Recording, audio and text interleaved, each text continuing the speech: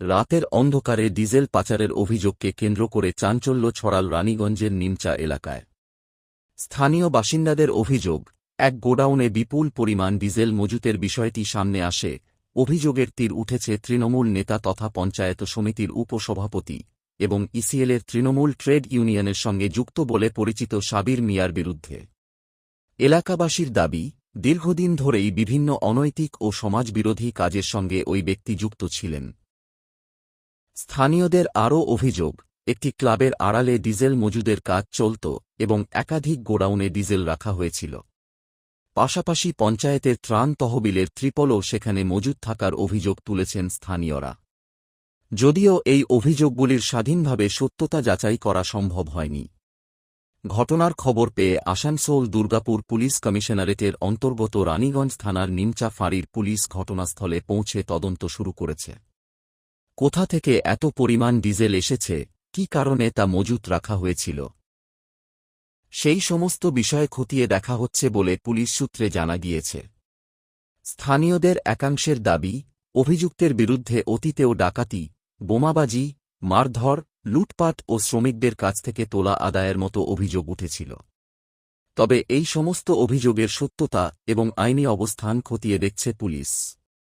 ঘটনার সঙ্গে অন্য কেউ জড়িত কিনা তাও তদন্তের আওতায় আনা হয়েছে বলে জানা গিয়েছে। क्लब बना हुआ था दीदी का, ममता दीदी के नाम पर, समझ में आ रहा। और ये क्लब में भ्रष्टाचार का जड़ था।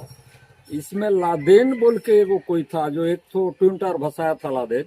अमृत नगर का एक लादेन जिसका नाम था सबीर मियां, उसका एगो टीम था, समझे। 6-7 का टीम था, वो लूट में साथ दिया था, वो टीम साथ दिया था। उसमें 6-7 को में पब्लिक यहाँ का जानता है कौन, ये लादेन एंड कंपनी का टीम था। तो जो पब्लिक जो है ना, देखा कि खुला हुआ ये गोदाम जो है, इसमें क्या रखा हुआ है, तो इसमें 13-22 बहुत से बस चलता है बेनामी। बेनामी उसका संपत्ति ही बहुत है, मुजफ्फरपुर में है, बंगलोर में है, वो बाबा रहते हैं, का नाम है, वहां पर है रानीगंज में। उसके बाद कहाँ कहाँ है ये बोलना मुश्किल है। हम तो देख रहे हैं जनता क्या कर रही है, जनता के बाद तो हम है, लेकिन ये जनता का पैसा लूटा हुआ है, जनता में बांटा जाए, चाहे तिपाल हो चाहे डीजल हो। ईसीएल का बहुत सा सामान है, ईसीएल में जाए, और 4-5 को घर रखा हुआ है, ईसीएल उसको रिसर्च करे या आप लोग पुलिस देखे। इधर ईसीएल का 4 दुकान है, उसको कब्जा करके रखा हुआ है। उसमें गोली है, बम है, क्या है उसमें, तो गोली बम चलाने वाला गोली बम रखेगा और क्या रखेगा। आपका क्या नाम हुआ?